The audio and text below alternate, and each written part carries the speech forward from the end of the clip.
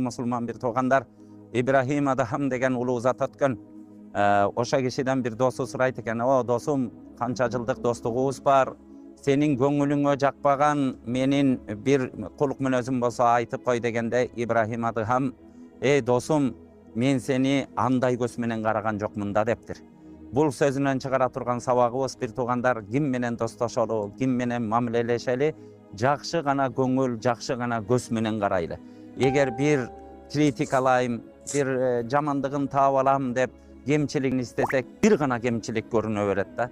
Ошон үчүн дагы бир улуу зат айткан эле: бул дүйнөдө кемчиликсиз дос истеген адам доссуз калат деген. Адамдын баардыгы кемчиликтүү экенбиз. Ошон үчүн адамдын кемчилигин көрбөгөнгө бир гана жакшы тарабын көргөнгө аракет кылалы. Ушундай өзүбүздү мүнөздөштүрүп, дайыма адамдардын жакшы тарабын гана караганга аракет кылсак, дүйнө өзү кооз болот, урматтуу бир тууган. Бирдин жашообуз ошондо көңүлдүү болот, жашообуз ошондо чырайлуу болот. Алла Таалам көбүзүбүзгө жалаң жакшы нерселерди көрсөтсүн.